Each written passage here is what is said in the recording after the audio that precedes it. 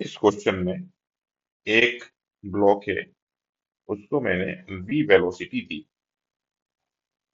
और वो smooth surface पर मूव कर रहा है। हाईएस्ट पॉइंट पर उस पर क्या नॉर्मल रिएक्शन लग रहा होगा वो मुझे पता करना है। और हाइट इन तीनों या चारों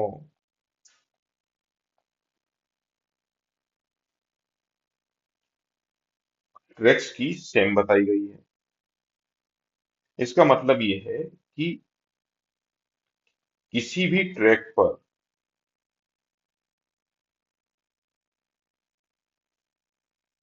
जब पार्टिकल पहुंचेगा तो वो सेम वेलोसिटी से पहुंचेगा, एनर्जी कंजर्वेशन।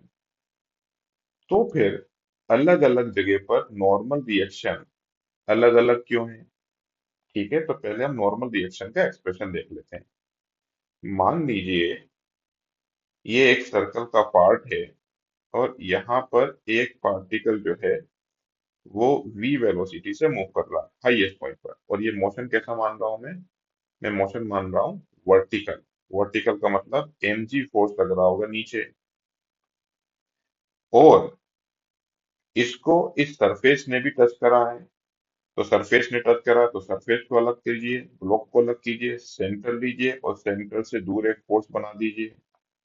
वो वाला फोर्स कौन सा है? Normal force. तो एक इसको टच कर रहे हैं तो एक नॉर्मल फोर्स हो गया, और एक बिना टच करे फोर्स लग रहा है mg। टोटल दो ही फोर्स है। अगर इसका वेलोसिटी v है तो ये सेंटर की तरफ एक्सेलरेटेड भी है। तो सेंटर की तरफ एक्सेलरेशन कितना होगा? v square by r. अब हम इक्वेशन लिख लेते हैं। इक्वेशन लिखने का तरीका मेरा है m मास इंटू एक्सेलरेशन। मास m इंटू एक्सेलरेशन। तो हमेशा हमको एक्सेलरेशन के डायरेक्शन के फोर्स पहले लिखने हैं। इसमें सिर्फ एक्सेलरेशन के डायरेक्शन के ही फोर्स हैं, तो वो हो जाएंगे mg प्लस नॉर्मल। तो अब यहाँ पर वेलोसिटी सबकी सेम रहेगी, mg तो कांस्टेंट है ही। ये नॉर्मल और इस r के बीच में रिलेशन कुछ है। तो जिसका r कम होगा, समझिए, जिसका r कम हुआ उसके लिए ये वाली वैल्यू बढ़ जाएगी, और जिसकी ये वैल्यू ज्यादा होगी उसका नॉर्मल रिएक्शन ज्यादा होगा।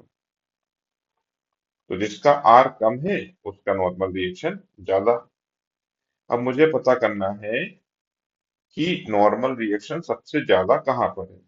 तो सबसे ज्यादा वहीं पर होगा जहां पर रेडियस सबसे कम होगा। तो ये वाला सर्कल देखिए, इसका रेडियस जो है बहुत बहुत ज्यादा लग रहा है, और ये वाला जो सर्कल है इसका रेडियस सबसे कम लग रहा है ये इस पॉइंट पर। तो सबसे कम रेडियस यहाँ पर है, इसीलिए सबसे ज्यादा नॉर्मल रिएक्शन वहां पर होगा। तो ऑप्शन ए इज करेक्ट। तो हम आंसर लिख देते हैं, इट इज ए।